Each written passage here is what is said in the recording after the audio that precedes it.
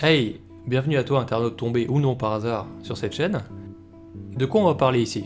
Je vais essayer de te faire partager sur cette chaîne mon amour pour ce sport et l'histoire de sa création. Quand on parle de rugby, on parle de quoi?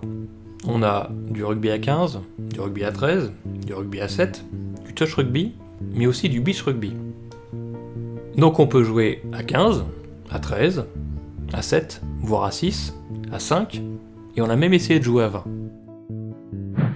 Alors pourquoi on a fait ça? Ah, le rugby et ses règles disparates, ses différentes fédérations. Nous verrons dans cette chaîne que le rugby qui paraît si compliqué est dû en partie à ces catégories. On va ici se focaliser sur le rugby à 15, sport qui s'est imposé en France, même si c'est vrai que le rugby à 13 est très présent au Pays Basque.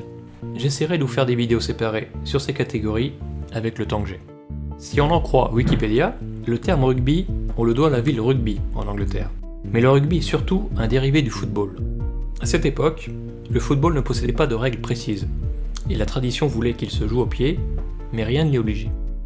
En novembre 1823, William Webb Ellis, étudiant anglais à la rugby school, aurait durant un match de football pris le ballon dans ses mains pour le porter dans le but adverse.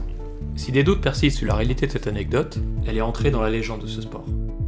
Prendre le ballon à la main pour avancer, le principe de ce sport était né. On se retrouve en 1870, le rugby se propage dans les universités anglaises et voit la création du Rugby Football Union, dit RFU. Des clubs se créent et les règles s'uniformisent dans les années qui suivent.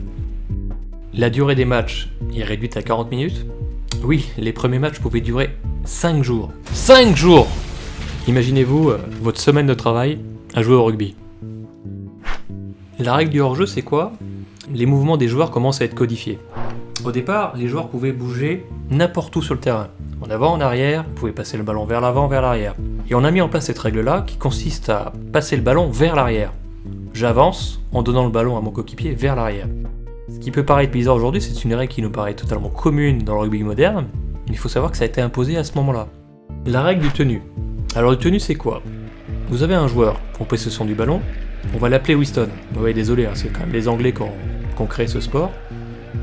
Il se fait plaquer et est amené au sol. Avant, on pouvait tout faire. Enfin, il était indiqué dans le respect de l'adversaire. Un joyeux bordel. Pour garantir l'intégrité physique du joueur plaqué, on a obligé celui-ci à lâcher le ballon au sol, pour le rendre disponible au jeu, et non créer des mêlées de joueurs se battant pour le ballon. On avance dans le temps, en 1877, de nouvelles règles arrivent. Limitation du nombre de joueurs de 20 à 15, découlera de ça le placement des joueurs, mais on ne parle pas encore de demi-de-mêlée, d'ouvreur, d'arrière. Tout ça viendra bien plus tard. On avance encore dans le temps, en 1886, le rugby s'est propagé dans tout le Royaume-Uni. Après des différends entre les fédérations britanniques, elles décident pour régir les règles de ce sport de créer l'International Football Rugby Board, dit IRFB, et renommé World Rugby aujourd'hui. Les Anglais, dans un premier temps, refusant d'y participer, ils invoqueront le fait d'avoir créé le RFU, qu'on a vu un peu plus tôt, cette fédération étant déjà pour eux une façon de régler les règles du rugby. Mais bon, finalement, en 1890, ils incorporeront le nouveau dispositif. Le rugby d'il y a 15 est né.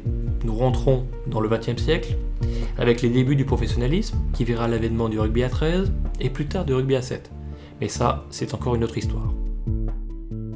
Voilà pour ce premier résumé. Je ne suis pas rentré dans les détails de toutes les dates, de toutes les règles qui existent, mais si vous avez apprécié cette vidéo, dites-le moi.